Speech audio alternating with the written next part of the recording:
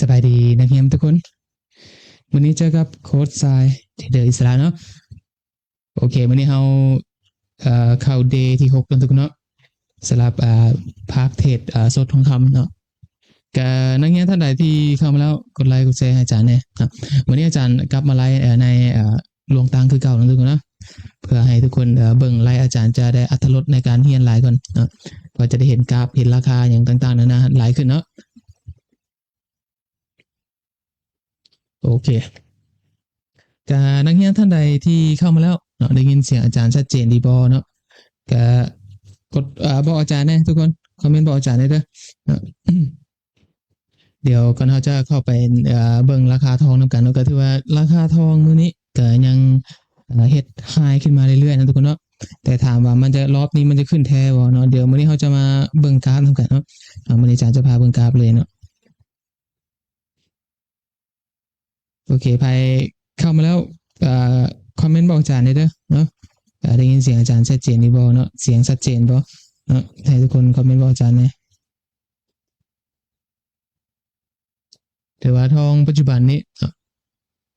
เฮ็ดไฮขึ้นไปเรื่อยๆนะทุกคนเนาะก็ถือว่าเป็นไฮที่ค่อนข้างจะสูงเลยเนาะถือว่าเป็นไฮที่ค่อนข้างจะสูงเอาเรื่องเลยเฉพาะปีนี้ฮะเนาะสำหรับทองคำเด้อสำหรับราคาทองคำฮะ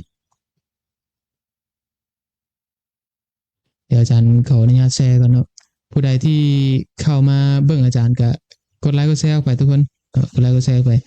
เดี๋ยวนี้ก็ถือว่าอาจารย์จะมาอัปเดต EA ให้ทุกคนเพิ่มเติมอีกเนาะก็ถือว่าตัวนี้เขาก็เริ่มลั่นมาแล้วเนาะก็ถือว่าระบบเฮ็ดเวียกมาปกตินะทุกคนเนาะทองปัจจุบันนี้มีโอกาสขึ้นบ่ถือว่าปัจจุบันนี้ก็ถือว่ายังเอาเรื่องอยู่อาจารย์คิดว่าเอาเรื่องเลยเอาเรื่องเลยดังนั้นผู้ใดเทรดฝั่งบายหั่นจะโอเคกว่าเนาะแต่ว่าผู้ใดเซลล์หั่นนะถามว่าเสี่ยงบ่เนาะก็ถือว่าเฉพาะมื้อนี้เนาะอาจารย์เห็นวอลุ่มหมดอ้อนะทุกคนเนาะสำหรับฝั่งเซลล์เด้อเดี๋ยววันนี้เราจะมาวิเคราะห์กราฟนำกันให้ทุกคนเบิ่งกันเนาะว่าการเฮาเซลล์ในตลาดอเมริกาบัดนี้หั่นมีโอกาสบ่เนาะแล้วก็ถือว่าคันว่ามีโอกาสก็มีโอกาสอยู่เนาะเดี๋ยวมาว่ากันมีไผเข้ามาได้แล้วพิมพ์ชื่อพิมพ์เสียงให้อาจารย์ได้เด้ออาจารย์จะเบิ่งนักเรียนอาจารย์เนาะมีไผเข้ามาเบิ่งไลฟ์ของอาจารย์ปัจจุบันนี้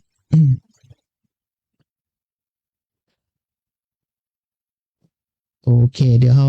แชร์หน้าจอกันเนาะเบิ่งเนาะทุกคนโอเคสัญญาณภาพอาจารย์มาบ่น่าจะขึ้นเนาะกันขึ้นแล้วก็คอมเมนต์ให้อาจารย์แน่โอเคเดี๋ยวมาเบิ่งราคาทองปัจจุบันนี้ก่อนเนาะทุกคนเนาะเนี่ยทองปัจจุบันนี้ก็ถือว่ายังเฮ็ดไฮขึ้นมาอยู่นะทุกคนเนาะก็ถือเฮ็ดไฮขึ้นอยู่ราคา4,250แล้วในปัจจุบันนั้นเนาะแต่ว่าเฉพาะตลาดมื้อนี้เด้อเนาะเฉพาะตลาดมื้อนี้เนาะเฮาเห็นหยังแน่เดี๋ยวเฮามาเบิ่งกันเนาะมื้อนี้เนาะถือว่าเมื่อวานนี่หั่นมันมีช็อตที่ว่าจะกลับแล้วแต่ว่ากลับบ่ได้นะทุกคนเนาะH1 แท่งนี้เนาะแต่ว่าคันปิดอยู่โซนนี่ถือว่าเมื่อวานนี่ก็มีวอลุ่มประมาณ 9,000 เนาะแต่ว่ามันเฮ็ดใส่ขึ้นมาปิดเกือบประมาณ 50% เนาะก็น่าเซลล์แถวโซนนี่ถามว่าเฮาปิด profit ได้บ่เนาะก็ปิดได้เนาะแต่ว่าอาจจะได้ประมาณ500 700จุดซื่อๆเนาะก็ถือว่าบ่หลายพอหั่นเนาะถือว่าบ่หลายพอเป็นยกตัวอย่างเนาะก็ถือว่าค่อนข้างจะบ่หลายพอก็ถือว่าเก็บได้อยู่เนาะเก็บได้อยู่หลังจากนั้นช่วงท้ายตลาดดันกลับขึ้นมาคืนอีกนะทุกคนเนาะดันกลับขึ้นมาคืนอีกเนาะวันนี้มาเบิ่งตลาดมื้อนี้ซะเนาะสหรัฐทองคำมื้อนี้ว่ามีโอกาสจะลงหรือบ่ลงเนาะเดี๋ยวเฮามาเบิ่งกันเลยเนาะถือว่าตลาดเปิดช่วงเช้ามาหันราคาให้อย่างทุกคนเนาะราคาบินขึ้นมาคือเก่าอีกเปิดตลาดขึ้นมาหันถือว่ามาเจอช็อตนี้เนาะที่วอลุ่มประมาณ 10,000 เนาะหลังจากนั้นก็โอเค H1 ต่อไปก็ขึ้นมาโตเนาะขึ้นมาโตแล้วก็ช่วงง่ายนะหรือว่าช่วงบ่ายเนาะก็มีแฮงกดลงมาเนาะแต่ว่าถามว่าวอลุ่มมันสูงบ่เนาะ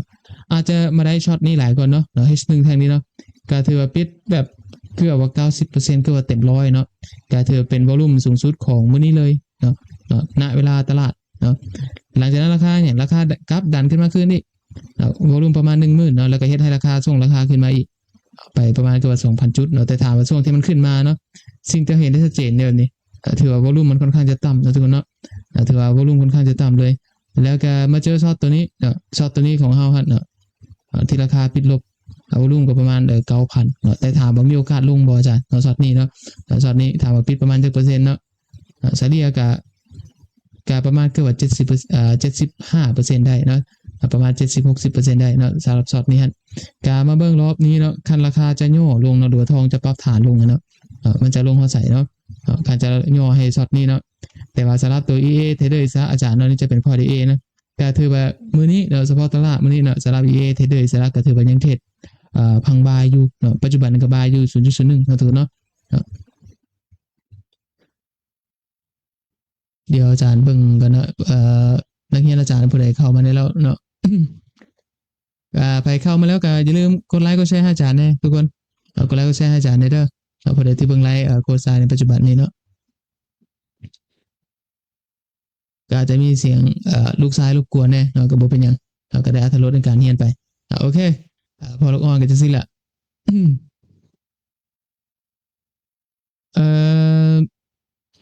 สาระช็อตนี้ฮะเนาะช็อตนี้มีอย่างนี้เนาะปิดกันเนาะโอเคเนี่ยขึ้นแล้วเนาะตัวนี้เป็นพอร์ต EA เนาะตัวนี้ถือว่าเป็นพอร์ต EA ที่เขาไลฟ์กันนะอาจารย์ออกล็อตน้อยเนาะให้นักเรียนออกล็อตใหญ่เนาะจะดีกว่านะทุกคนเนาะเป็นบออันนี้จะเป็นพอร์ต EA เนาะก็ถือว่าอาจารย์เปิดให้ตามแล้วเนาะอาจารย์เปิดให้ตามแล้วเฉพาะผลงานของการเทรดมื้อนี้ฮะเนาะก็ถือว่า SLTP 1,000 จุดนะทุกคนเนาะเฉพาะวันนี้สำหรับพอร์ต EA เขาก็จะเทรดฟังบายเป็นหลักเลยถือว่าเทรดฟังบายเป็นหลักนะเฉพาะช็อตนี้ฮะเนาะจะลั่นมา3มื้อเนาะ3มื้อเนาะสตาร์ทมา3มื้อก็เติบโตอยู่ประมาณเท่านี้เนาะประมาณ461เซนต์เนาะหรือประมาณ4ดอลเนาะอันนี้พอร์ตตามขั้นต่ำ100นะทุกคนเนาะ100เนาะถือว่าเป็นพอร์ตตามขั้นต่ำ100เลยนะสำหรับตัว EA ฮะเนาะอันนี้อาจารย์ลั่นปาไว้ให้นักเรียนสำหรับท่านใดที่อยากติดตาม EA Trader อิสระฮะเนาะสามารถ follow ได้เนาะสามารถ follow ได้เนาะโอเคก็ถือว่าทองช็อตปัจจุบันนี่เนาะฮอบนี้มีโอกาสลงแบบจริงๆแล้วส่วนตัวอาจารย์เนาะมันบ่ขึ้นแล้วนะทุกคนเนาะมันบ่ขึ้นแล้วเนาะเดี๋ยวเขาจะปล่อยมันไปเลยเนาะเขาจะปล่อยมันไปเนาะว่าจะลงเขาใส่เนาะอันนี้อาจารย์นะเปิดพอร์ต EA ให้เบิ่งก่อนสำหรับพอร์ตเทรดมือเขาเดี๋ยวเขาจะเข้ามาเบิ่งกันเนาะแต่คันจะกลับจริงๆในฮอบทองคำนี่เนาะเขาจะลงแท้ๆต้องอาจจะรอฮอบเดย์หนักๆหน่อยนึงเนาะหรือว่ามีช็อตเดย์ที่ปิดลบถึงจะมีโอกาสลงให้เฮาเนาะแต่ว่าฮอบเพจ1นี่ปัจจุบันนี้ถามว่ามีบ่เนาะมันก็มีอ่อนเนาะมันก็ให้ทุกคนได้เก็บระยะสั้นซื่อเนาะแต่ว่าจะถือยาวเป็นฝั่งเซลล์หนักๆก็ถือว่ายังได้รอลุ้นก่อนเนาะทุกคนเนาะสำหรับฮอบเพจ1ของฝั่งเซลล์หั่นเนาะแต่ว่าโอเคตลาดมื้อนี้หันเฮาก็เห็นแล้วเนาะว่าโอเค H1 แท่งนี้เนาะก็ถือว่าปิดวอลุ่มค่อนข้างจะหลายเนาะและช่วงที่ราคาพยายามดันขึ้นมาเนาะ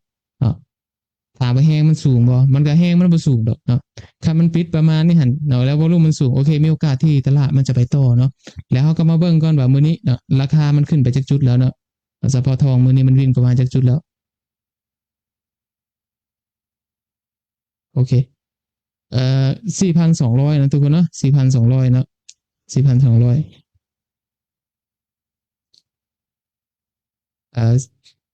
อาจารย์จะตีแล้วบริการ4,210เนาะเอามาเบิ่งราคาที่มันวิ่งมานี่ก่อนเนาะมันวิ่งเฉลี่ยประมาณจากจุดละอาจจะตีห่างกันประมาณ1,000 จุดเนาะเพื่อให้ทุกคนเบิ่งว่าโอเคตลาดมื้อนี้วิ่งประมาณนี้แล้วเนาะมีโอกาสจะขึ้นต่อบ่เนาะหรือว่ามีโอกาสจะปรับฐานลงมาก่อนเนาะเดี๋ยวเฮามาวิเคราะห์นำกันนี่แหละ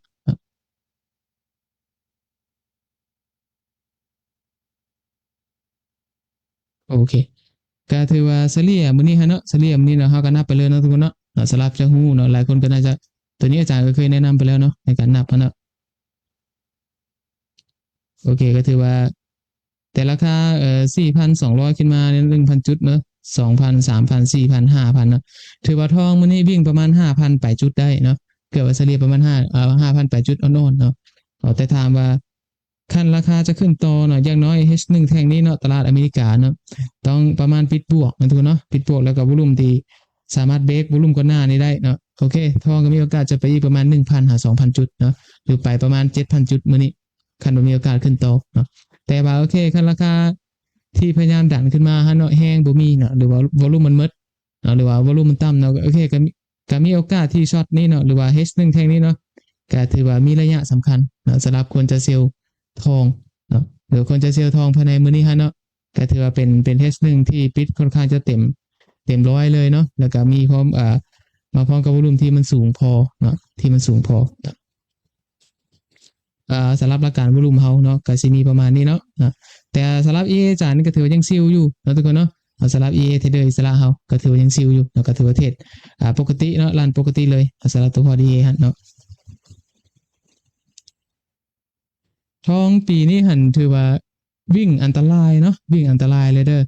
ถือว่าค่อนข้างจะขึ้นหนักเนาะแล้วไปโบกัฟแบบนี้เนาะช่วงที่อาจารย์เคยเห็นเนาะกราฟที่มันแล่นลักษณะแบบนั้นน่าจะย้อนไปช่วงปี2019นะทุกคนเนาะช่วงโควิดเนาะท้ายๆปี2019แล้วก็เข้ามาที่ปี2020นะถือว่าวิ่งลักษณะแบบนี้เลยเนาะแต่ว่ามันบ่วิ่งแฮงเนาะอาจจะแล่บ่แฮงเท่าในปัจจุบันนั่นเนาะแต่ว่าการวิ่งของตลาดคือวิ่งแบบนี้เนาะขึ้นเรื่อยๆเนาะแบบไปโบกัฟเนาะไปโบกัฟแบบนี้นะถือว่าหาจุดกลับยากที่สุดเนาะดังนั้นโอเคปี2026เนาะมุมมองส่วนตัวอาจารย์คันเบิ่งภาพรวมโดยใหญ่เนาะเฉพาะราคาทองคำเนาะคันตลาดบ่สามารถเบรก4,000 ลงมาได้นะทุกคนเนาะก็แสดงว่าปี2026นี่ถือว่าเฮาเทรดทองอยู่ในกรอบเทิงไปแล้วสำหรับราคาทองคำเนาะอันนี้อาจารย์เบิ่งไว้ประเมินไว้ปีหน้าเลยนะเพราะว่าอีก2 เดือนก็จะปิดเนาะปิดแท่งปีแล้วเนาะอาจารย์ยกตัวอย่างเนาะคันว่าทองยังวิ่งเหนือราคา4,000 แบบนี้ขึ้นไปเนาะทุกคนเนาะหรือว่ากลับลงมาบ่ได้เนาะโอเคก็แสดงว่าปีหน้านี้เฮาก็เทรดทองอยู่กรอบเทิงไปแล้วเนาะก็ถือว่าลิ้นทองอยู่ประมาณนี้เลยมันกลับบ่ได้เนาะก็ถือว่าทุกคนเทรดทองอยู่นี่แล้วเนาะดังนั้นเวลาเจอตลาดแบบนี้เนาะmindset เฮาต้องเปลี่ยนในการไปเข้าเทรดเนาะคือช่วงที่ตลาดมันบ่เป็นใจครับให้เฮาเซลล์จังซี่เนาะก็บ่ต้องเซลล์มันเนาะก็เทรดฝั่งบายไปก่อนถึงขนาดวอลุ่มมันมาแล้วเนาะราคาก็ยังบ่สามารถลงได้เนาะนี่ถือว่าแท่งนี้ถือว่ามีวอลุ่มมันอ่อนแล้วเนาะ H1 แท่งนี้เนาะแต่ว่าโอเคคันเฮาเซลล์อยู่พี่คันบ่ได้เซลล์อยู่นี่เลยหันก็จะถึกลาเกินไปก็ว่า 2,000 จุด 3,000 จุดเนาะดังนั้นขนาดวอลุ่มมาเนาะราคายังลงบ่ได้เนาะเพราะว่าเหตุผลที่ลงบ่ได้คือ1เนาะเทรนด์ของมันเนาะเทรนด์ในรอบใหญ่ก็ถือว่ายังค่อนข้างจะแข็งแรงอยู่เนาะเพราะว่าราคาพยายามสร้างไฮขึ้นมาเรื่อยๆเนาะอันนี้ก็ถือว่าเข้ากับเทรนด์ตลาดที่เป็นฝั่งบายฮะเนาะราคาสร้างไฮขึ้นมาเรื่อยๆมันก็บ่แปลกใจที่ราคาทองจะขึ้นไปต่อเนาะแต่ว่าก็ต้องมาเบิ่งก่อนเนาะ H1 แท่งนี้เนาะว่ามันจะขึ้นแท้หรือบ่เนาะแต่เป้ามันจะฮอดใส่แล้วอาจารย์เนาะเฮาก็ตีไว้เล่นเนาะราคา2,260เนาะคันประเมินอาจารย์คันประเมินไว้ประมาณคันวิ่งขึ้นมาอีกประมาณ2,000 จุดเนาะก็น่าจะฮอดราคา2,470เนาะคันวิ่งจังซี่ก็ถามว่าเข้าเงื่อนไข EA ครับบ่มันก็เข้าเงื่อนไขแล้วเนาะมันก็จะบายมาเรื่อยๆเลยเนาะสำหรับตัว EA เฉยๆอิสระเนาะเนี่ยที่พออาจารย์ปัจจุบันนี่แหละแล้วก็ถือว่าบายทองมาเรื่อยๆนะทุกคนเนาะตั้งแต่ลั่นมาให้เนาะอันนี้ก็ถือว่าลั่นเทรดฝั่งบายมาเรื่อยๆเลยเนาะ3 มือแรกเฮาก็สังเกตเบิ่งออเดอร์ของ EA เนาะมันจะเทรดฝั่งบายหมดเนาะมีนักเรียนอาจารย์ถามอยู่นะว่า EA อาจารย์คือบายทองอย่างเดียวเนาะคือบายอยู่สูงเท่านั้นจริงๆแล้วมันเป็น EA day follow trend นะทุกคนเนาะแล้วตราบใดที่ราคายังขึ้นไปเรื่อยๆเนาะหรือว่าเทรนตลาดยังเป็นฝั่งบายหันมันจะเหมาะกับระบบตัวนี้เนาะหรือว่า EA ตัวนี้เนาะก็ถือว่ามันจะให้ผลงานที่ดีในการ take profit เนาะแต่ว่าอัตราชนะของระบบเนาะหรือว่าจะโซน SL หรือว่า TP ก็แล้วแต่เนาะมันจะประมาณ R 1:1เนาะก็คือ SL 1,000 จุดเนาะ TP 1,000 จุดเนาะก็ถือวัดกันไปเลยวัดกันไปเลยนะสำหรับตัว EA เทรดเดอร์อิสระหันเนาะโอเคมาเบิ่งราคาทองนำกันก่อนเนาะช็อตนี้เนาะจะขึ้นได้หรือบ่ท่าน H1 แท่งนี้ขึ้นบ่ได้โอเคก็มีโอกาสที่ทองจะกลับมาโซนเดิมเนาะอาจารย์เบิ่งไว้ประมาณราคา 4,210 เลยพุ่นเนาะแถวกรอบนี้เนาะคันว่าโอเค H1 แท่งนี้ขึ้นแล้ววอลุ่มมันต่ำเนาะก็มีโอกาสที่จะซึมๆลงเพราะว่าช่วงตลาดอเมริกาเมื่อวานนี่ก็มีช็อตที่มันค่อยๆซึมลงมาคือกันเนาะหรือว่าเป็นไซด์เวย์แถวนี้หั่นมารอเบิ่งH1 แท่งนี้คือกันเนาะว่าจะขึ้นแท้หรือบ่เนาะคันราคาสร้างไฮบ่ได้ก็ถือว่าสำหรับคนที่เซลในวอลุ่มของอาจารย์เนาะใน H นี้ฮะเนาะก็ยังถือออเดอร์ได้อยู่ผู้ใดที่รอเพนดิ้งแถวกรอบนี่แล้วกรอบราคา 4,230หาราคาประมาณ4,240เนาะดูกรอบนี้เลยเนาะกรอบ2จุดเดี๋ยวโซนเทิงนี่เนาะเราจะถามมาลิ้นในบอลกรอบนี้นะจะลบไปกันก็ถือว่าเป็นกรอบที่เราสามารถลิ้นฟังเซลได้อยู่เนาะกันราคาบุรุษเด้อเนาะแล้ววอลุ่มมันบ่มีเนาะก็ถือว่ากรอบนี้ยังเทรดได้เนาะกรอบนี้ยังเทรดได้กรอบประมาณ2จุดนะสำหรับฟังเซลเนาะผู้ใดที่เข้าเซลในวอลุ่มแทงนี้ฮะนะ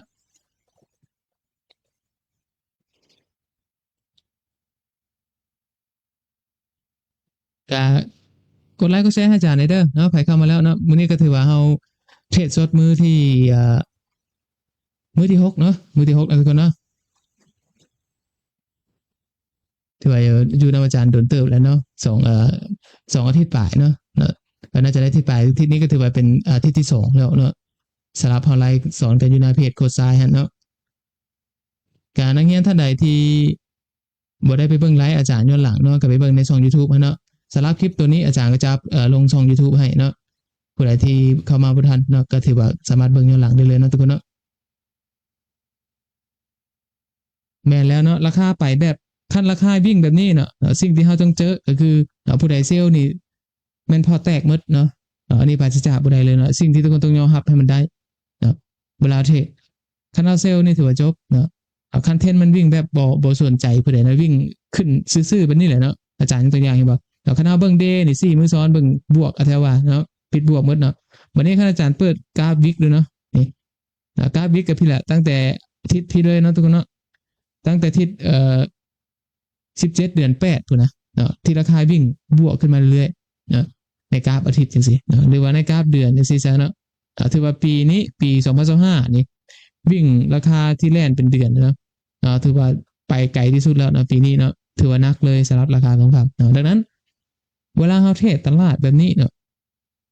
ตลาดที่ราคาขึ้นบ่เบิ่งหน้าเบิ่งหลังจังซี่เนาะผู้ใดที่จะเซลล์หั่น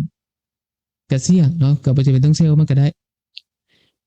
มันบ่เข้าเงื่อนไขกับบ่เซลล์เนาะแต่ว่ามื้อนี้หันถามว่าเข้าเงื่อนไขบ่จะรับระบบประจามันเข้าเนาะเข้าแต่บางครั้งนี่แหละเนาะเวลามันเข้าปุ๊บเนาะตลาดมันจะลากเฮาเนาะโดยลากไปกิน SL เฮาก่อนเนาะก่อนมันจะย่อลงมาเนาะแต่สำคัญก็คือ H1 เทคนิคเนาะคันวอลุ่มมันบ่มีนี่อาจารย์ประเมินไว้อยู่แล้วเนาะอย่างน้อยราคาต้องกลับมาหาโซนเดิมอยู่แล้วเนาะราคานี้ราคา 2,410 เนาะมีโอกาสที่จะกลับลงมาโซนเดิมเนาะคาดว่าโอเค H1 แท่งนี้มันบ่มีวอลุ่มเนาะมันบ่มีวอลุ่มก็มีโอกาสที่จะกลับมาเนาะอันนี้เฮาเทรดโดยวอลุ่มหรือว่าปริมาณการซื้อขายเนาะใช้ระบบอาจารย์เทรดเนาะก็ถือว่าช็อตนี้หันสำหรับฟังเซลหันก็น่าจะได้เข้าในส่วนของ H1 แท่งนี้หั่นแหละเนาะทุกคนเนาะผู้ใดที่จะเข้าฟังเซลหันเนาะอาจารย์ยกตัวอย่าง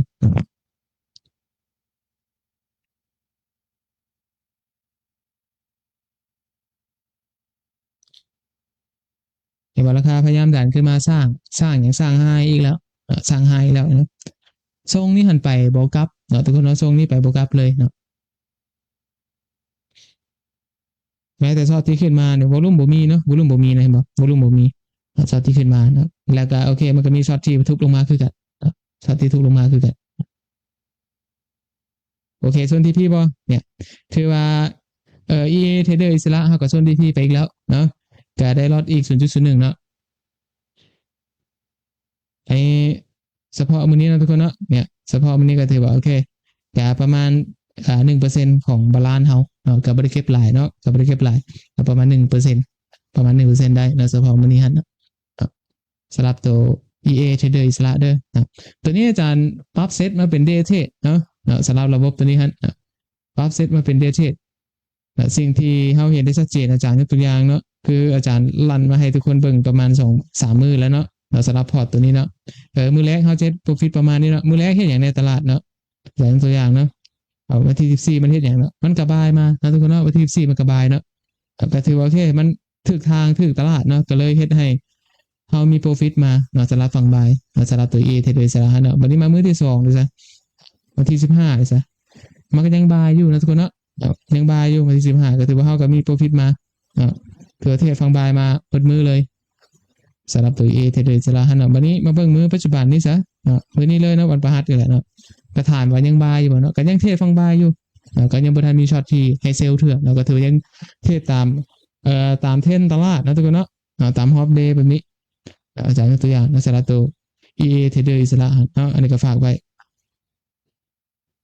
ระบบตัวนี้ โอเคแล้วก็รอเบิ่งมันจะขึ้นเท่าไหร่เนาะเป้าจริงๆอาจารย์ก็ให้ประมาณราคา4,270เลยเนาะเขาจะขึ้นฮอตเนาะก็รอเบิ่งก่อนให้ซึ่งเทคนิควอลุ่มมันจะมาบ่เนาะคันวอลุ่มมันบ่มาก็ถือว่าราคาซึมกินคนเซลล์เนาะทุกคนเนาะดังนั้นผู้ใดที่เซลล์ราคาทองช่วงที่เทรนหนักๆเลยเนาะระมัดระวังไว้เลยเนาะระมัดระวังไว้เนาะหลายคนจะถามเปล่าอาจารย์คือบายจุดยอดอีกแล้วเนาะอันนี้เขาเซตตามระบบนะตัวเนาะมันเทตามระบบเลยเนาะเทตามระบบเนาะดังนั้นโอเคคันตลาดยังเป็นเช่นขาขึ้นแบบนี้เนาะมันก็ยังบายไปเรื่อยๆแหละเนาะก็บ่ทันมีช็อตใดที่มันจะไปลินฟังเซลล์เถื่อเนาะอันนี้ก็ฝากไว้นะทุกคนเนาะฝากไว้เลย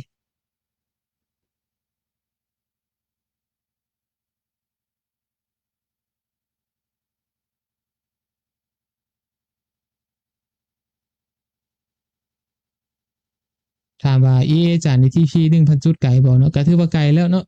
ถือว่าไกลแล้วเนาะสำหรับการเทคโปรฟิตประมาณ 1,000 จุดเนาะเอากันเฮาเทรดมือเฮาเทคประมาณ 1,000 จุดได้ซ้ำอาจารย์นี่ก็ถือว่าเฮาเก่งพอแล้วเนาะแต่ว่าคันเฮาไม่เฮ็ดบ่ได้ก็ถือว่าก็บ่พามาซบประมาทนะทุกคนเนาะเพราะว่าตัวนี้ก็ถือว่าเป็นระบบที่อาจารย์พัฒนามา3ปีบ่แฮงแล้วเนาะจะถามว่ามีโอกาสแพ้ตลาดมันก็มีโอกาสแพ้หมดแหละเนาะเขาจะเทรดมือหรือว่ามันก็มีโอกาสแพ้หมดเนาะมันขึ้นอยู่กับเฮาไซส์เนาะเฮาจะไซส์แบบไหนซื่อๆจะไซส์บนไซส์ไปได้ให้มันเกิดประโยชน์แก่เฮาครับเนาะอันนี้อาจารย์ก็ฝากไว้นะโอเคก็ถือยังบายอยู่เนาะราคาสร้างไฮแบบนี้เห็นเนี่ยถ้าราคาสร้างไฮแบบนี้มันบอกว่า1เทรนตลาดมันแข็งแรงเนาะสำหรับฝั่งบายก็ถือว่ายังแข็งแรงอยู่ดังนั้นเวลาเฮาไปสวนเนาะเฮาไปสวนก็มีโอกาสที่พอร์ตเฮาจะแตกมีโอกาสเลยสำหรับฝั่งคนเซลล์เนาะดังนั้นอาจจะได้รอให้เดย์1มันปิดลบก่อนเนาะอย่างน้อยต้องรอเดย์1สิเนาะสังเกตบางเดือนนี่หั่นเฉพาะเดือนนี้มันมีเดย์1ที่ปิดลบมีแต่2มื้อซื่อๆเนาะกลายนั้นเป็นบวกหมดเลยเนาะตั้งแต่เปิดต้นเดือนมาสำหรับเดือน10ปี2025เนาะบ่งบอกว่าโอเคทองที่เป็นขาขึ้นนี่ถือว่ายังค่อนข้างจะแข็งแรงเนาะค่อนข้างจะแข็งแรงเนาะแล้วก็มาเบิ่งก่อน H1 แท่งนี้ที่ดันขึ้นมาเนาะบ่รุ่มเกือบประมาณ 5,000 เนาะแต่ว่ากราฟที่มันดันขึ้นมาหั่นมันดันไปเกือบว่า 1,000 จุดแล้วเนาะอาจารย์ตัวอย่างเนาะจะโซนนี้เบิ่งราคา2 3 3 4นะทุกคนเนาะเป็นโลนี่กันกับประมาณราคา2 3 4 2 3 5เนาะก็คันดันขึ้นมา1,000 จุดกับประมาณราคา4 2 4 2 4 5เนาะเนี่ยต่อมาก็คันจะ 2,000 กับประมาณ4 2 5 4โอเค H1 แท่งนี้ถือว่าวิ่งประมาณ 2,000 จุดเนาะสำหรับทองคำแต่ว่าต้องมาเบิ่งมันจะมาพร้อมกับวอลุ่มบ่คันวอลุ่มมันมาโอเคมันเป็นลักษณะแบบนี้คันมันก็มีโอกาสจะทั้งขึ้นมาอีกแถวราคา4,270นะอาจจะมีโอกาสจะวิ่งไปประมาณ1,000 จุดเนาะแต่ว่าคันมันบ่พลาดเนาะหรือว่ามันปิดบวกแต่ว่าวอลุ่มมันบ่สูงพอเนาะทุกคนเนาะหรือว่าวอลุ่มบ่สามารถเบรกวอลุ่มก็นานได้เนาะก็แสดงว่าราคาขึ้นมากินคนที่เซลล์แถวโซนนี้ซื่อโซนราคานี่แหละคนที่ได้เซลล์อยู่แถวราคา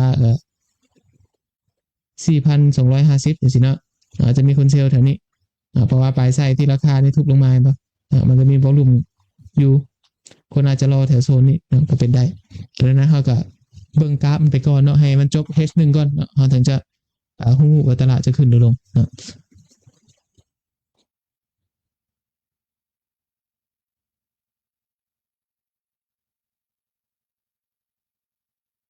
โอเคก็ผู้ใดที่เบิ่งไลฟ์อาจารย์ปัจจุบันนี้ก็คอมเมนต์แลกเปลี่ยนอาจารย์ได้เด้อเนาะถือว่ามีอยู่4ท่านเนาะสำหรับเบิ่งไลฟ์อาจารย์ปัจจุบันนั่นเนาะโอเคมันลงมาแล้วทุกคนมันจะลงมาโซน SL เฮาแล้วคันมันโซน SL นี่สำหรับตัวEA มันก็จะออกล็อตอีกเนาะ 0.02 เนาะก็ถือว่าเป็นออโตเทรดประเทศอย่างมันเลยนะมีแต่ติดตามเบิ่งระบบมันเทรดเอาแบบนี้แหละเนาะสำหรับ EA นี่อาจารย์ได้สอนไปแล้วเนาะผู้ใดที่จะเอาไปลั่นเองอาจารย์ก็ได้สอนหมดแล้วเนาะผู้ใดเบิ่งบ่ทันก็ไปเบิ่งบทเรียนย้อนหลังนะทุกคนเนาะเพราะว่าจะบ่ได้สอนหลายเทื่อเนาะสอนไปก็ไปแต่ละสเต็ปนั่นแหละเนาะไปง่ายซะโอเครู้นำกันเนาะ H1 แท่งนี้เนาะจะปิดบวกหรือปิดลบเนาะรู้นำกันเลยคันอเมริกามาบายต่อโอเคทองก็ขึ้นต่ออีกมื้อนี้เนาะก็กลับไปปิดบวกอีกนะทุกเนาะก็เทื่ออาทิตย์นี้ ราคาทองบินหมดทิศเลยเนาะดังนั้นผู้ใดเซลล์ก็แพ้ไปเนาะก็เสียไปนะก็ให้เข้าใจแบบนั้นเนาะ สลับทองคำเด้อเนาะสลับทองคำมาแล้วเนาะรอเบิ่งเลยเนาะจะปิดเหนือราคา4,250ได้บ่เนาะถือว่าใส่ที่มีแฮงกดลงมาเนาะH1 แท่งนี้ที่มีแฮงกดลงมาเกือบว่า 2,000 จุดนะทุกคนH1 แท่งนี้ถือว่าทุบอย่างเบรกโลพวกนี้ลงมาเลยเนาะ2 ชั่วโมงก็น่านะเบรกลงมาได้เลยเนาะแต่ว่าราคาปัจจุบันก็ดันขึ้นมาต่อแล้วเนาะเซลล์นี่เก็บสั้นได้อยู่นะถือยาวเลยยังอาจารย์ยังบ่ได้นำเถื่อสำหรับฟังเซลล์ทองเนาะถือว่านักเนาะแล้วเขาจะถือยาวนี่ถือว่ายังบ่ทันได้เนาะ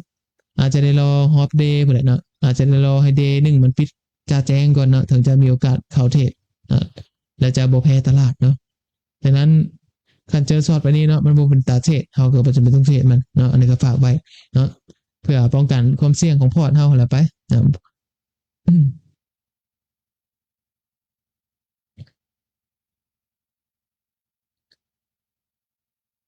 แต่ว่าสำหรับนักเรียนเนาะที่ใช้งาน EA อาจารย์เนาะก็ถือว่าทุกคนก็อัปเดตผลงานให้เบิ่งอยู่ในกลุ่มเนาะก็ถือว่ายังอยู่ในเกณฑ์ที่ดีเนาะแต่ยังบ่ทันมีแนวขาดทุนหรือว่าติดลบหรือว่าพอร์ตแตกเทื่อเนาะสำหรับคนที่รัน EA เทรดเดอร์อิสระเนาะหรือคนที่เอา EA อาจารย์ไปใช้งานนั่นแหละเนาะก็ถือว่ายังอยู่ในเกณฑ์ที่ดีเนาะทุกคนเนาะ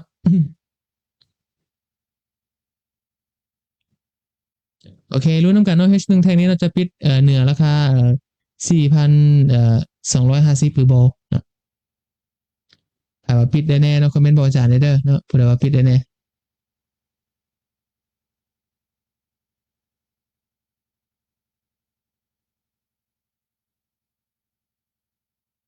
ก็ถือว่าทิศนี้เป็นทิศที่2แล้วเนาะที่อาจารย์ไลฟ์สดนะทุกคนเนาะถือว่าไลฟ์สดแบบมาราธอนเนาะที่หน้านี้อาจจะพักได้หนึ่งเนาะพักได้หนึ่งเนาะเพราะว่าฮักโฮมไลน์ก็บ่ไหวคือกันเนาะอาจารย์ก็แต่พยายามมาแชร์ประสบการณ์แล้วก็แบ่งปันทุกคนเนาะที่ได้ติดตามอาจารย์นะเนาะโอเคมาลุ้นน้ำกันเนาะสำหรับ H1 แท่งนี้จะปิดได้บอลนะทุกคนเนาะก็เปิดต้นอันนี้ก็มาปิด30นาทีแล้วโอเคการปิดบ่ได้ก็มีโอกาสที่ราคาจะกลับลงมาปิดลบแล้วแบบนี้เราลุ้นกันเนาะมันสิปิดได้หรือบ่เพราะว่าวอลุ่มหาเข้ามาเนาะวอลุ่มหาเข้ามาเอ่อเดี๋ยวมาเบิ่งข่าวมื้อนี้ก่อนเนาะมีข่าวอย่างไรที่น่าสนใจเด้อเดี๋ยวจะเปิดข่าวขึ้นมากันซะ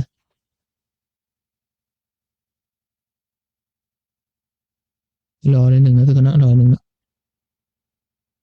เทรดมือนี่ต้องใจเย็นนิดนึงเด้อเนาะผู้ใดที่เทรดมือนะเนาะ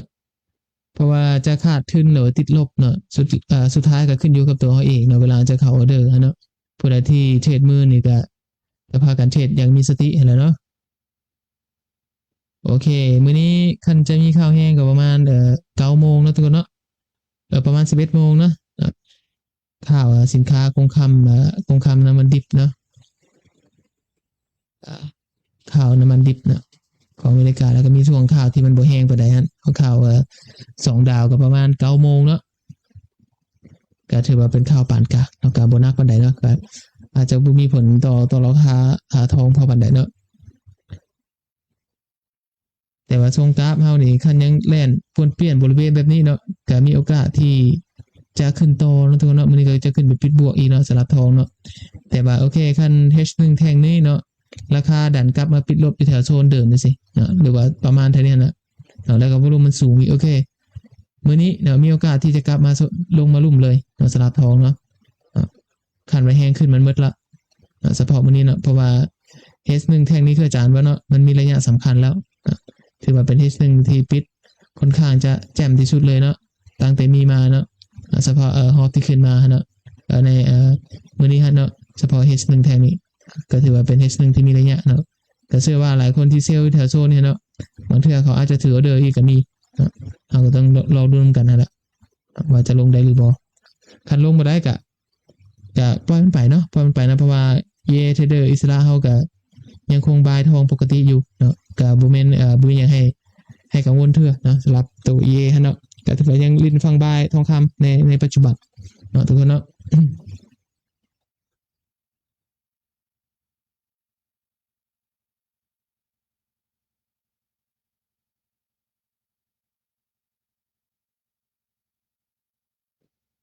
ไผมีคำถามหยังเพิ่มเติมบ่อยากถามอาจารย์เนาะให้ทุกคนคอมเมนต์แลกเปลี่ยนกันได้เลยเด้ออยู่ในไลฟ์ของเฮาหั่นเนาะนักเรียนอาจารย์นี่จะคือได้ทำอิฐนะทุกคนเนาะจะคือแต่มื้อทำอิฐได้เวลาเรียนหลังจากนั้นก็จะไปคนละเรื่องอีกแล้วเนาะอันนี้ก็ปกติเนาะอันนี้ปกติไผเนาะมันก็ต้องเป็นเนาะทุกคนเนาะเวลาเรียนนี่ส่วนหลายเฮาจะขี้ค้านเรียนเนาะอันนี้บ่ว่าไปเลยอาจารย์ก็เป็นคือกันอาจารย์ก็เป็นคนขี้ค้านคือกันเนาะแต่สำคัญก็คือเวลาเราจะเข้ามาเทรดในตลาดเนาะก็ให้มีความตั้งใจอันจะดีกว่าเพราะว่าตอนนี้ต้องเข้าใจนะเวลาเราเทรดมันขาดทุนติดลบมันก็เป็นเงินเฮาเด้อเฮาเสียเงินขาดทุนกับมันเงินเฮาดังนั้นคันเฮาเข้ามา OA เนาะเขาบ่มีความตั้งใจอย่างที่จะเข้ามาเรียนรู้เนาะหรือว่าอยากเทรดกับมันจริงๆแล้วอาจารย์บ่แนะนำให้เข้ามาเนาะพอเข้ามาก็เจ็บตัวซื่อเนาะจะได้ขาดทุนติดลบล้างพอร์ตมาสิเนาะมันก็อยู่ยากนั่นแหละเนาะให้เข้าใจแบบนั้นเนาะ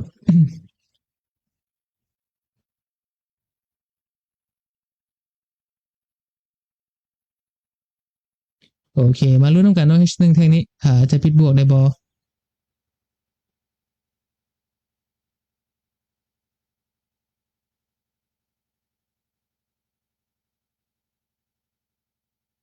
สำหรับ EA อาจารย์นี่ก็พยายามพิสูจน์ตัวเองอยู่นะทุกคนเนาะว่ามันจะ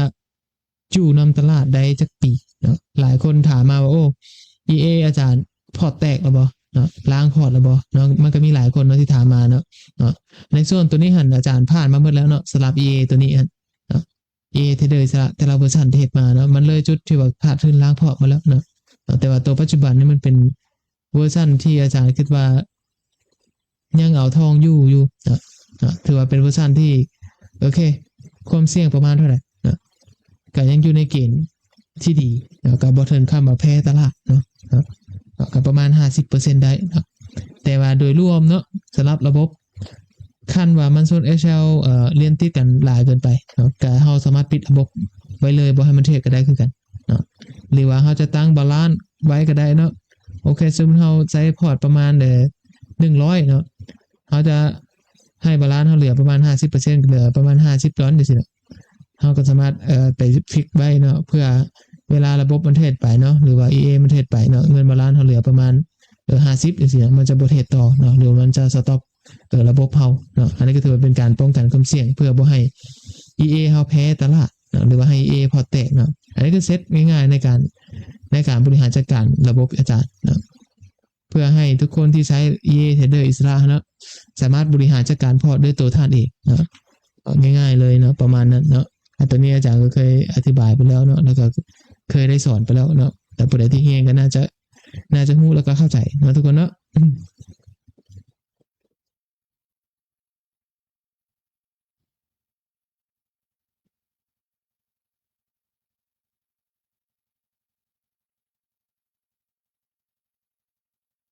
เรารู้กันเนาะก็ถือว่าเอาเฉพาะมื้อนี้เนาะเฉพาะมื้อนี้สำหรับ EA Trader อาจารย์มันลินประมาณจักออเดอร์เนาะอันนี้คือ SLTP 1,000 จุดเนาะก็ถือว่า TP เท่าละ 1,000 เนาะ SL ก็เท่าละ 1,000 เนาะอัตราชนะ50เนาะอัตราขาดทุนก็50เนาะโอกาสส่วน SLTP 50เนาะเหตุผลที่อาจารย์ใช้เซตแบบนี้ลั่นเนาะคือผ่านมาอาจารย์ใช้เซต1ต่อ2เนาะข้อเสียเปรียบมันก็คือสมมุติอาจารย์ใช้ SL 1,000 จุดเนาะ TP 2,000นะสิ่งที่อาจารย์เห็นได้ชัดเจนในเซตพวกนั้นนั่นก็คือโอกาสที่มันจะมาส่วน SL หันค่อนข้างจะมีสูงกว่าไปส่วน TP เนาะเพราะว่า TP มัน 2,000ดังนั้นอาจารย์ก็เลยปรับมาเป็น 1 ต่อ 1เนาะแล้วเฮามาเพิ่มล็อตตัวล็อต X มันขึ้นไปเนาะเป็นคูณ2เนาะเพื่อให้มันสามารถเอาตัวล็อต X มันหันเนาะเวลามันส่วน TP SL หันมาหักล้างกับออเดอร์ที่ส่วน SL เนาะมาหักล้างกันเนาะแล้วก็เฮ็ดให้ระบบเนาะโอกาสจะส่วน SL TP มัน50ก็ถือว่าพอๆกันเลยเนาะพอๆกันเนาะมันก็เล่นให้วินเลทมัน50% เนาะมันก็มีโอกาสที่เขาจะแพ้ตลาดหรือว่าชนะตลาดเนาะซ้ำกันเนาะก็ถือว่าเซตนี้ก็ถือว่าโอเคเนาะในการลั่นก็ถือว่าอยู่ในเกณฑ์ที่ดีเลยเนาะสำหรับเซตตัวนี้ฮะอาจารย์จึงเอามาแบ่งปันให้นักเรียนได้เรียนระบบเนาะแล้วก็สามารถเอาระบบตัวนี้ไปใช้ได้สำหรับตัว EA Trader อิสระเนาะแล้วก็เคยว่าไปแล้วเนาะขั้นนักเรียนท่านใดเนาะ เทรดได้แล้วเนาะหรือว่าอยู่ในตลาดได้แล้วเนาะแต่บ่จะเป็นต้องมาใช้ระบบอาจารย์เนาะเดี๋ยวบ่จะมาใช้ A เนาะคือคันเฮาเทรดมืออยู่ในตลาดได้แล้วเฮาเทรดไปเลยเนาะเฮาใช้มือเฮาเทรดไปเรื่อยๆเนาะอันนี้ก็บ่เฮาก็บ่ได้ผิดหยังดอกเนาะเฮาก็เทรดไปนี่แหละพอร์ตเฮาเองเนาะทุกคนเนาะดังนั้นเวลาเฮาจะใช้ A เฮาต้องศึกษาความเสี่ยงของ A ก่อนศึกษาความเสี่ยงของระบบตัวนั้นก่อนเนาะเฮาถึงกล้าตัดสินใจมาใช้มันแต่ว่าคันเฮาเทรดมือเฮาเทรดได้แล้วเนาะเฮาสามารถเฮ็ดกำไรมือเฮาได้ตลอดในตลาดจังซี่เนาะแต่ละเดือนโอเคเฮาก็เทรดมือเข้าไปนั่นแหละแล้วก็ทำบ่ซีเรียสหยังเนาะแล้วก็ใช้มือเฮาเทรดไปเรื่อยๆเลยเนาะก็บ่มีปัญหาหยังทั้งนั้นโอเคให้บ่ครับตอนนี้ราคาสร้างไฮขึ้นที่มาอีกแล้วนะทุกคนนี่ถือว่านักเลยว่านักเลยเนาะนี่บ่โอเคมาเบิ่ง TP เฮาเนาะจะได้หรือบ่เนาะไม้ที่2เฮาเนาะถือว่ามื้อนี้เข้าไลฟ์เฮาได้ TP ไม้1มาแล้วเนาะสำหรับตัว A เทเลอร์สละเนาะอันนี้คือนั่งชิวๆเนาะให้มันเทรดไปเนาะทุกคนเนาะเอาบ่เทรดหยังมาเลยปล่อยระบบมันเทรดไปแล้วบางคนเขาบ่กล้ามาบายคือ EA จานซะเนาะบายบ่เนาะตามระบบมันยกตัวอย่างอาจารย์ยกตัวอย่างเนาะจังซี่โอเคช่วงท้ายตลาดแล้วช่วงท้ายชั่วโมงแล้วเนาะรอเบิ่งมันจะปิดได้ส่ำใดนะสำหรับ H1 แท่งนี้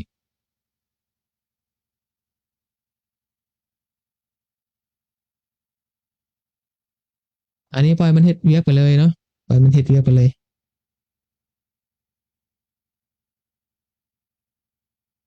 สัญญาณหลุดบ่ทุกคน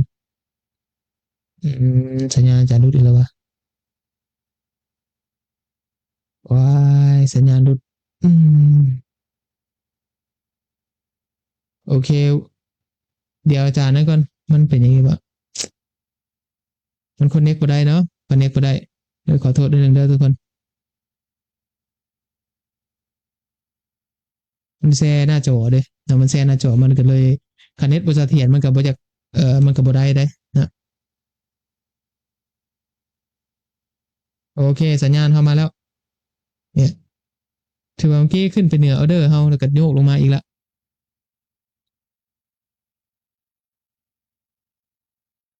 ราคาเฮ็ดไฮแบบนี้ตลอดเซลล์ไปกับแพ้ตลาดดังนั้นบ่ต้องเฮ็ดหยังมันเลยเนาะสำหรับฝั่งเซลล์เฮาบ่พาวเทรดมันเถื่อลีนฝั่งบายไปก่อนตลาดในทิศนี้ทิศก่อนทิศหลังนี่ก็คือบายอย่างเดียวนี่ก็ถือว่าบวกอย่างเดียวเลยนะทุกคนเนาะอาจจะบ่มีเทคนิคอย่างที่หลายหลากหลายอย่างสำหรับฝั่งบายเนาะก็ถือว่ามันเป็นเทคนิคกดอย่างเดียวเนาะก็ถือว่าจบเลยยกตัวอย่างถือว่าค่อนข้างจะหนักเลยเนาะทองอาทิตย์นี้ถือว่าวิ่งหนักเลยเด้อ3มื้อเล่นติดนี่ก็ถือว่าวิ่งหนักเอาเรื่องเลยเนาะมาบ่วอลุ่มมาบ่เนาะ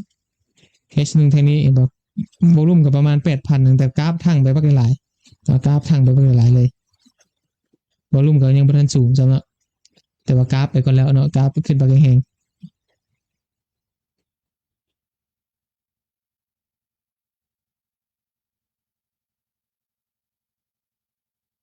ๆมันก็จะเฮ็ดให้ออเดอร์ EA เฮานี่มีโอกาสชน TP อีกแล้วบัดนี้มีโอกาสจะชนอยู่ประตูนคอมเมนต์บอกอาจารย์ได้เด้อ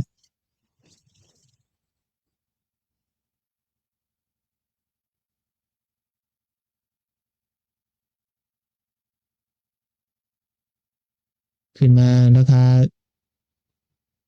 4,256 แล้วเนาะถือว่าบินยาวเลยเนาะบินยาวเลยบินยาวไปเลย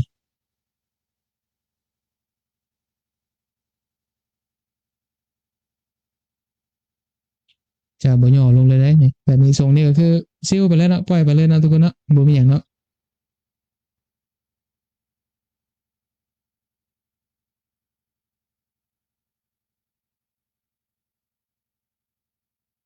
นักเรียนท่านใดที่เข้ามาแล้วกดไลค์กดแชร์ให้อาจารย์ได้เด้อถือว่ามื้อนี้อาจารย์ให้ทุกคนเบิ่ง EA Trader อิสระมันเทศเนาะถือว่าเบิ่ง SLTP มันประมาณเท่าไหร่เนาะสำหรับระบบของอาจารย์นั่นเนาะว่ามันวาง SLTP ประมาณจักจุดเนาะให้ทุกคนได้เห็นภาพอันนี้แล้วเนาะได้ชัดเจนขึ้นเนาะตัวนี้อาจารย์บ่ทันได้เพิ่มสเกลของพอร์ตเถื่อเนาะอาจารย์ยังรันพอร์ตธรรมดาเนาะเพื่อให้ทุกคนที่มีทุนน้อยเนาะที่จะใช้งานระบบอาจารย์เนาะหรือว่า EA Trader อิสระเนาะสามารถ follow เนาะการเทรดได้ขั้นต่ำเพียง100เหรียญเท่านั้นเนาะก็ถือว่าเขาใช้พอร์ตเซนเทรดเนาะผู้ใดยอมรับความเสี่ยงได้ก็สามารถมา follow ได้เลยเนาะ สำหรับนักเรียนอยู่ในห้องอาจารย์ก็ถือว่าอาจารย์ให้ใช้ฟรีเนาะก็บ่มีการหัก profit sharing หยังทั้งนั้นเนาะก็คือใช้งานระบบฟรีเราไปเนาะคันระบบมีกำไร 10% 20%หรือว่า 100% เนาะเฮาก็ได้กำไร 100% ไปเลยบ่มีการหัก profit sharing ให้มาสเตอร์เนาะแต่ว่าสำหรับนักลงทุนทั่วไปเนาะที่บ่ได้เป็นนักเรียนอาจารย์เนาะตัวนี้จะมี profit sharing ก็ประมาณ 30%การยอมรับ profit sharing ได้ก็สามารถไปตามได้เลยประมาณนั้น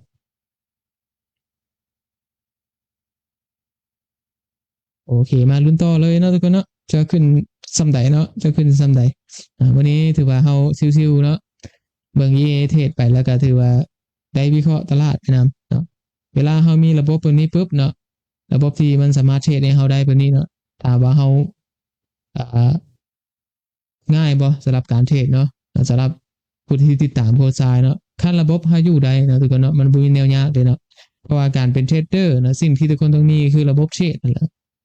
สิ่งที่จะเฮ็ดให้เฮาอยู่นำตลาดได้หรือบ่นั่นก็คือระบบเทรดของเฮาหั่นนะ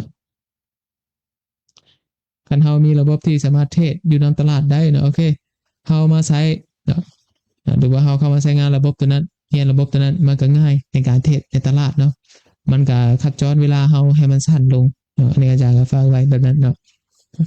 พอบางคนเข้ามามีทุน100 200 300หรือทุน 1,000 2,000 3,000เนาะก็เอาเงินมาเสียให้ตลาดโดยที่บ่จำเป็นหยังทั้งนั้นเนาะก็ย้อนว่า1หลักๆแล้วก็เฮายังเป็นมือใหม่เนาะความเข้าใจเกี่ยวกับตลาดหรือว่าระบบเทรดเฮามันยังบ่แน่นอนเทื่อมันก็ให้เฮามีโอกาสจะเสียเงินหรือว่าขาดทุนนำตลาดอันนี้ก็ปราศจากบ่ได้เนาะก็ฝากไว้ให้ทุกคนแบบนั้นเนาะโอเคก็ลุ้นต่อเลยเนาะลุ้นต่อเนาะคันมันบ่ขึ้นส่วน TP ได้ซะจ้ะเนาะคันมาส่วนExcel เฮาอยู่ราคานี้เนาะราคา4,242เนาะเฮาจะได้บายอีก1ออเดอร์เนาะบาย 0.02 ขึ้นไปเนาะค่าราคามันลงมาเนาะก็บ่เป็นหยังเนาะให้มันลงมาเลยเนาะถือว่ามื้อนี้ EA Trader อิสระอาจารย์ก็นำพาทุกคนบวกหมดเนาะนำพาทีมงานอาจารย์เองฮะเนาะหรือว่านักเรียนอาจารย์ที่ใช้งานพากันบวกหมดเนาะวันนี้เฮาก็เก็บธรรมดาไปก่อนเนาะตามพอร์ตเฮาแหละทุกคนเนาะตามพอร์ตน้อยๆเฮาเนาะเพราะว่านักเรียนอาจารย์คืออาจารย์ก็เคยบอกไปแล้วเนาะผู้ใดที่มาเรียนนำอาจารย์เนาะหลักๆก็คืออาจารย์ให้พากันใช้พอร์ตเซนเทจเนาะโดยใช้งบที่มันบ่สูงปานใดเนาะงบประมาณ50 100พอเนาะเฮาจะเทรดแบบนี้ไปก่อนเนาะใช้งบประมาณนี้เนาะและรักษาทุนเฮาให้มันได้เนาะให้อยู่นำตลาดให้มันได้เนาะช่วงระยะเวลาที่เรียนนำอาจารย์หรือว่าอยู่นำอาจารย์เนาะภายในระยะเวลา3เดือนเนาะก็ตอนนี้หาเดือน12เนาะการหาอยู่ได้ก็ถือว่าเฮาเทรดได้แล้วเนาะส่วนบทเรียนเก่าที่อาจารย์สอนไปเนาะหลักการเทรดในวอลลุ่มเนาะหรือว่าตัวเทมเพลตเนี่ยอาจารย์ก็เอาให้นักเรียนหมดแล้วเนาะก็มีแต่พากันไปหมุนไซส์เอาหมุนไซส์เอาผู้ใดที่เบิ่งเรียนย้อนหลังบ่ทันเนาะก็สามารถเบิ่งได้เนาะแม้แต่ตัว EA Trader อิสระคือกันเนาะตัวนี้อาจารย์ก็ได้สอนไปแล้วเนาะก็ให้ความรู้ไปแล้วเนาะผู้ใดใส่ใจก็ผู้นั้นได้เนาะผู้ใดบ่ใส่ใจก็แล้วแต่เนาะแล้วก็สิแล้วแต่นักเรียนเลยเนาะอันนี้ก็ฝากไว้นะทุกคนเนาะฝากไว้เลยประมาณนั้นเนาะ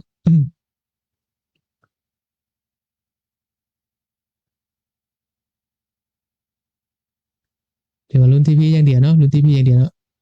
ก็สำหรับตัวมาสเตอร์ตัวนี้หั่นเดี๋ยวอาจารย์จะส่งให้นักเรียนอยู่เนาะอาจารย์ส่งให้นักเรียนอยู่ใช่บ่นี่อาจารย์เบิ่งลิงก์คืนก่อนเดี๋ยวเฮามาเบิ่งความเสี่ยงมันก่อนเนาะทุกคนเนาะตัวนี้จะเป็นลิงก์ส่วนตัวเด้ตัวนี้จะเป็นลิงก์ส่วนตัวเด้อลิงก์สำหรับลิงก์บ่ได้ซะวะออกจากระบบก่อนเนาะอาจารย์ออกจากระบบก่อนวะโอเคเนี่ยคันตัวเป็นมาสเตอร์เลยก็สามารถเสิร์ชหาได้เนาะเราสามารถเสิร์ชหามาสเตอร์เทรดเดอร์อิสระได้เนาะ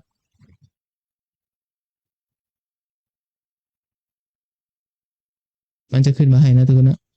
สำหรับโบรกเกอร์อินเตอร์สเตลล่าเนาะจะเป็นมาสเตอร์อาจารย์เนาะ EA 2.5 เนาะโอเคมาเบิ่งประวัติการเทรดของมันก่อนเนาะเฉพาะมื้อนี้หั่นเนาะผลงานโดยรวมเนาะผลงานโดยรวมเนี่ยถือว่าเฮาสามารถเฮ็ด profit ประมาณเท่าใดละถือว่า3มื้อเฮา profit ประมาณ 12% เนาะ 11% 12%ก็ถือว่าอยู่ในเกณฑ์ที่ดีเลยเนาะ14 15 16เฮาเนาะ ในการรันพอร์ตมาสเตอร์ให้ทุกคนสามารถมา follow สัญญาณการเทรดได้หรือว่าติดตามสัญญาณการเทรดได้ยกตัวอย่างท่านจะติดตามเนาะผู้ใดที่มีโบรกเกอร์อินเตอร์สเตลล่าอยู่แล้วเนาะก็สามารถค้นหามาสเตอร์อาจารย์ได้เนาะท่านอาจจะมา follow เนาะยกตัวอย่างอาจจะติดตามเทรดเดอร์อิสระเนาะเสิร์ชหาได้นะก็สิหลังจากนั้นกดที่ตัวลงทุนนะทุกคนเนาะก็เพียงแต่เอาพอร์ต MT5 ของเราเนาะมาเชื่อมต่อมันเนาะก็สามารถ follow ได้แล้วเนาะอันนี้ก็ใส่เลขMT5 ไปแล้วก็ใส่พาสเวิร์ดของ MT5 เนาะแล้วมันจะมีช้อยเนาะเนี่ยอันนี้คือ Master Trader อิสระเนาะอาจารย์ยกตัวอย่างบอกมันจะมีตัวขั้นผู้ใดที่ไม่ได้เป็นนักเรียนอาจารย์เนาะมันจะมีตัวแบ่ง profit sharing เนาะ30%เนาะเนี่ยส่วนแบ่งกำไรอันนี้คือยอดที่ต่างขั้นต่ำประมาณ10,000 เซนเนาะหรือว่าประมาณ100 เหรียญเนาะ100 เหรียญเนาะยกตัวอย่างเนาะวันนี้ขั้นเราจะเสีย profit sharing 20%สำหรับ profit sharing 20%ก็คือทุนขั้นต่ำประมาณ500เนาะหรือว่า 50,000 เซนเนาะก็ถือว่าจะแบ่ง profit sharing ประมาณ20%เนาะยกตัวอย่างพอร์ตเรามีกำไร100เนาะก็คือ 80% ก็จะเป็นของพอร์ตที่มาก็พิเศษเนาะส่วน20%จะเป็นตัวของมาสเตอร์เนาะหรือว่าค่าระบบมันเนาะอันนี้อาจารย์อัปเดตให้เบิ่งไว้นั้นเลยสำหรับตัวมาสเตอร์เนาะแต่ว่าขั้นเป็นนักเรียนเนาะอาจารย์จะเฮ็ดลิงก์ไว้ให้เนาะจะบ่มีตัวนี้เนาะเฉพาะนักเรียนอาจารย์คือใช้งานฟรีเนาะบ่มีค่าใช้จ่ายอย่างเท่านั้นเนาะตัวนี้จะเป็นตัวที่มันเป็นส่วนตัวเนาะอาจารย์จะมีลิงก์ให้ต่างหากในการ follow ยกตัวอย่างก็ถือว่าบ่มีอย่างเนาะบ่มีตัวที่ต่างอะไรไปเนาะยกตัวอย่างเนี่ยแต่ขั้นจะเป็นของบ่แม่นนะหมดแล้วโอเคน่าจะหมดแล้วเนาะทุกคนน่าจะหมดเท่านี้แหละประมาณนั้นเลยเนาะประมาณนั้นจากตัวอย่างเนาะโอเคมาเบิ่ง EA ก่อนขึ้นต่อบ่หรือว่าลงเนี่ยก็ถือว่ายังปวนเปลี่ยนอยู่ราคา4,250เนาะมันดีขึ้นมาประมาณ500จุดอันทุกคนเนาะขึ้นมาฮอดนี่ราคาทองคือว่าวอลุ่มสูงอีกแล้ว H1 ทางนี้เนาะนี่เบรกวอลุ่มก็หน้าอีกเนาะคันทรงบัดนี้ก็ทองก็ขึ้นต่อเรื่อยๆแล้วเนาะเฮาถามว่าเฮาเฮ็ดหยังล่ะเฮาก็เบิ่งมันนี่แหละเนาะผู้ใดบายก็บายเนาะผู้ใดสิเซลก็เซลเนาะแต่ว่าเซลคืออาจารย์เว้านะมันเสี่ยงโพดเนาะในปัจจุบันนี้บ่ต้องไปเทรดมันเนาะบ่ไปสวนมันเลยเนาะบ่พาไปยุ่งกับมันก็ได้สำหรับฝั่งเซลตอนนี้รอฮอปใหญ่ๆก่อนรอฮอปใหญ่มาแทงก่อนเราจะเข้าเทรดคันว่าฮอปใหญ่ยังขึ้นไปที่หั่นเฮาก็มีแต่นั่งเบิ่งมันแล้วก็พอเนาะบ่ต้องไปตองมันเนาะจะดีกว่าเนาะโอเคก็มีประมาณนี้เลยเนาะสำหรับวันนี้ฮะเนาะทุกคนเนาะใครมีคำถามเพิ่มเติมบ่จะถามอาจารย์ตืม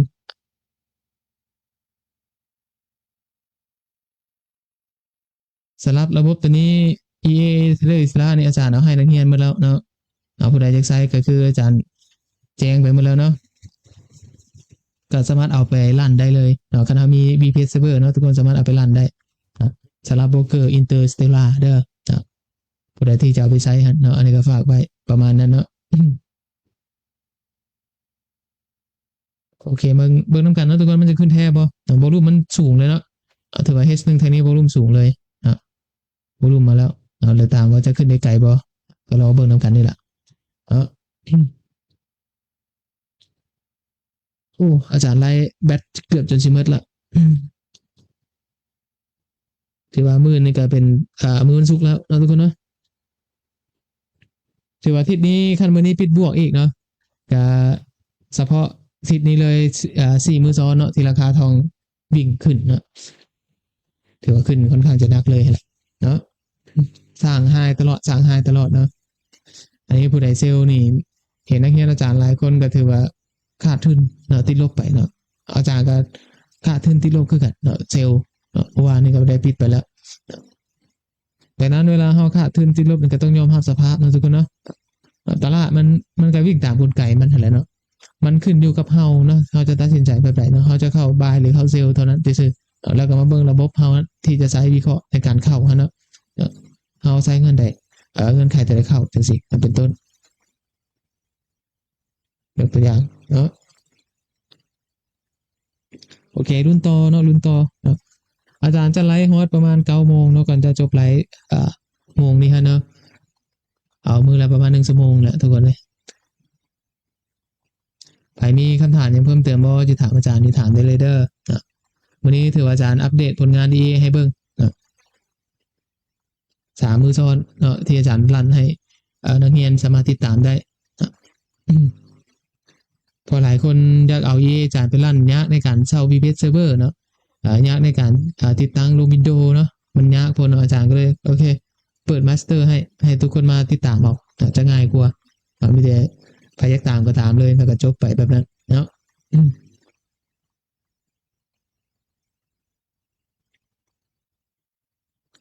โอเคเดี๋ยวท่านแท่งนี้ปิดบวกนี่ทุกคนจะบายต่อบ่ทุกคนจะสามารถกราฟ follow buy ขึ้นมาบ่พอวอลุ่มประมาณสูงพอละนะแล้วถามว่ามื้อนี้ฮอตแม็กซิมัมที่วิ่งเกือบ6,000 จุดบ่แม่นมันฮอต 6,000 จุดจะฮอต 7,000 จุดละนะถามว่ามีโอกาสขึ้นต่อบ่อันนี้ก็รอรู้นำกันเนาะถือว่าวิ่งค่อนข้างจะหนักเลยมื้อนี้ก็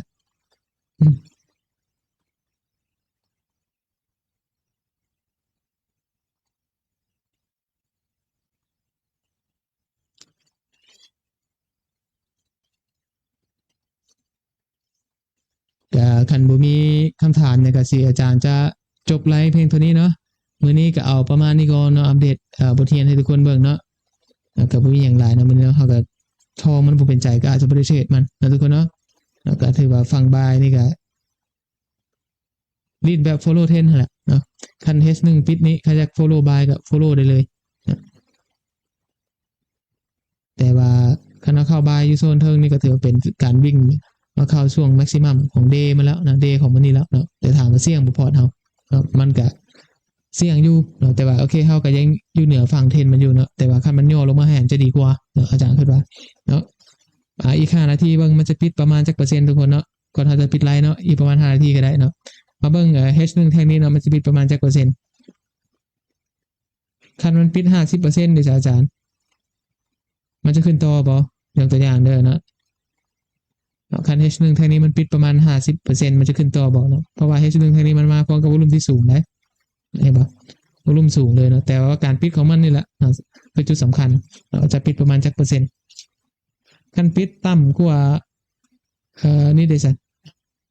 ถ้ากลับมาปิดโซนเดิมมันนี่ซั่นเนี่ยเซลล์นี่มีโอกาสทุบต่อเลยนะเนาะชั่วโมงต่อไปเนาะอีกประมาณ4 นาทีเนาะเราบอกมันปิด H1 แท่งนี้แหละมันจะปิดได้ซั่นไหนโอเคมันพยายามลงมาปิดต่ำกว่า50%แล้วสำหรับเคนโดแท่งนี้อีกเวลาประมาณ4 นาทีสำหรับหลักการเทรดด้วยวอลุ่มนี้อาจารย์สอนมาแล้วนะทุกคนเนาะอาจารย์สอนมาแล้วแล้วก็พาเทรดสดมาแล้วนะผู้ใดที่บ่ทันเบิ่งบทเรียนหั่นให้พากันไปเบิ่งย้อนหลังได้เนาะเขาจะเข้าใจในการเทรดโดยหลักการของวอลุ่มมันเนาะในส่วนตัวเทมเทรดเนี่ยอาจารย์ก็เคยเอาให้ไปแล้วเนาะตัวเทมเทรดเฮาก็เทรดใน MTC ไปเลยนะตัวนี้ก็ทุกคนก็สามารถเบิ่งบทเรียนย้อนหลังได้เนาะสำหรับตัววอลุ่มเฮาก็คือเฮาเทรดกราฟสดเนาะเฮาเทรดกราฟเป้าเนาะมันจะเหมาะกับคนที่มักเทรดกราฟเป้าเนาะบ่ที่บ่แม่นสายอินดิเคเตอร์เด้อเนาะสายอินดิเคเตอร์อาจจะบ่เหมาะกับตัวนี้แต่จะเป็นสายเทรดกราฟเป้าสดๆจะประมาณนั้นเลยโอเคอาจารย์จะมาร์กไว้ประมาณนี้เนาะรอเบิ่งเนาะจะปิดประมาณ50%บ่เนาะจุดกลางเฮานี่ประมาณ50%เนาะอีก3 นาทีเนาะ H1 แท่งนี้เนาะกันกลับลงมาปิดประมาณแถวโซนรุ่มดูสิหรือโซน SL ของ EA เฮานี่เนาะดูปิดประมาณนี้ซะโอเคทองจะผสมกันแล้วบัดนี้เนาะเฉพาะวันนี้เนาะวอลุ่ม H1 แท่งนี้เนาะผสมกับหมอนี้แล้วก็หมอนี้แล้วก็มีโอกาสที่มันจะกลับลงมาแถวโซนเดิมเลยเนาะแถวราคา4,200 ซาวนะทุกคนเนาะ 4,200 ซาวนี่ประมาณ 4,210 นะแถวกรอบนี่เลยเนาะแถวคันมันปิดแบบนี้ได้เนาะคันมันปิดแบบนี้ได้มื้อนี้นะเฉพาะมื้อนี้นะถือเป็นการผสมโฮงเลยรอเบิ่งเนี่ยมันปิดจะปิดประมาณ 50% แล้วแต่นี่หาตลาดอเมริกาปิดกับพี่ละอาจารย์เบิ่งไว้ประมาณราคา 4,210 เนาะคันจะลงมาได้ก็รอเบิ่งนำกันเนาะผู้ใดที่เบิ่งไลฟ์อาจารย์เนาะ ที่อาจารย์วิเคราะห์ให้ปัจจุบันนี้เนาะคัน H1 แท่งนี้ปิดประมาณแถวนี้หรือว่าปิดประมาณ 60% เฮ็ดใส่ซะปิดแถวแบบนี้ซะแถวราคานี่ก็ได้ถือว่าจะดีเลยเนาะสำหรับฝั่งเซลล์มื้อนี้มันจะมาผสมโฮงกับโวลุ่มทางนี้เนาะ H1 แท่งนี้ที่ปิดลบมันเนาะมาพร้อมกับโวลุ่มที่สูงส่งตลาดยุโรปเนาะแล้วก็จะมาผสมกับตัวนี้แล้วก็ผสมกันถือว่าโอเคเราเห็น H1 มี3 H เนาะที่โวลุ่มเอียงมาฝั่งเซลล์เนาะพอตลาดปิดลักษณะแบบนี้ซะแต่ว่าคันปิดประมาณ 50% ในอาจารย์อันนี้ก็คือจะแล่นไซด์เวย์เนาะไซด์เวย์ดังนั้นคันแล่นไซด์เวย์เนี่ยเขาก็ลิ้นอยู่ปลายไส้เอาถ้ามันปิดลักษณะแบบนี้เดี๋ยวมันจะปิดประมาณ 50% เลยนี่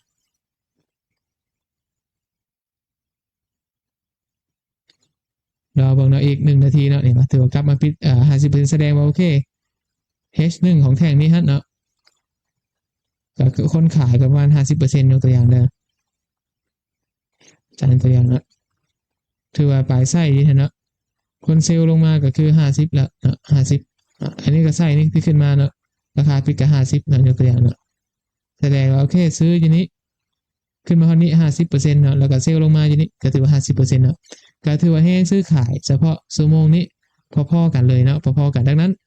มีโอกาสที่ราคาจะวิ่งลักษณะแบบไซด์เวย์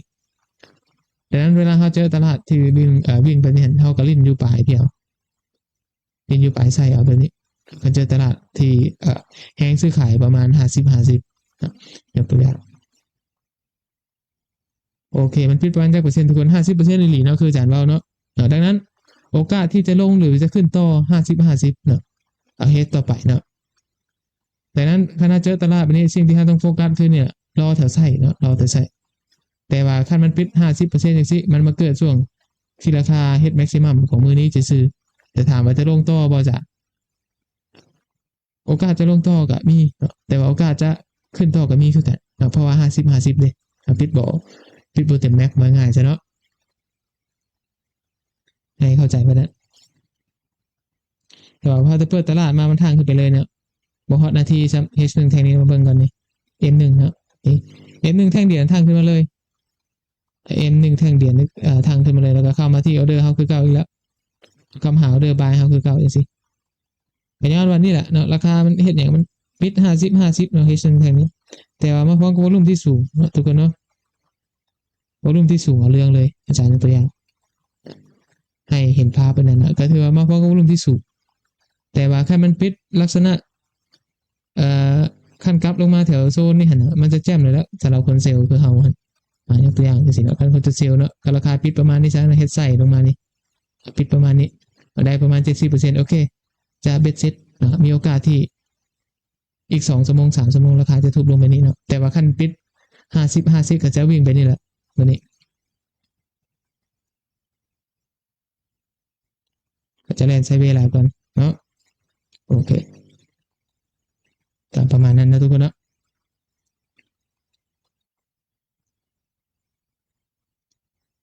โอเคมาฮอดนี้อาจารย์จะขอจบไลฟ์เพียงเท่านี้เนาะสำหรับมื้อนี้ก็มีประมาณนี้เนาะมื้อที่6เฮาเนาะก็ถือว่ามื้อนี้เฮามาวิเคราะห์ราคาทองคำนำกันเนาะทุกคนเนาะแล้วก็ได้เบิ่ง EA เทรดเดอร์อิสระของอาจารย์มันเทรดเนาะแล้วก็มื้อนี้อาจารย์ได้อัปเดตผลงานของ EA ให้ทุกคนเบิ่งเนาะเวลาใช้ EA เทรดมันเป็นแบบไหนเนาะกับเฮาเทรดมือเนาะเฮาก็จะได้ประเมินกันว่าโอเคเฮาเทรดมือได้บ่ EA เฮามีผลงานเทรดที่ดีบ่เนาะแล้วก็มาสมเทียบกันเบิ่งเนาะว่า EA กับมือเฮาเนาะตัวใดแน่กว่ากันนะ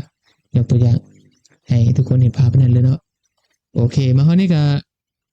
จะจบไลฟ์เพียงเท่านี้เนาะก็ขอขอบใจเนาะสำหรับนักเรียนทุกคนที่เข้ามาเบิ่งเนาะเดี๋ยวมื้ออื่นเฮาจึงมาว่ากันใหม่เนาะทุกคนเนาะมื้ออื่นอาจารย์คันบ่คายเวียกอาจารย์สิมาให้ไว้นะสำหรับมื้อนี้ก็ถือว่าอาจารย์จะจบไลฟ์เพียงเท่านี้เนาะมื้ออื่นเฮามาต่อกันใหม่เนาะมื้อนี้บ๊ายบายนะทุกคนเนาะขอบ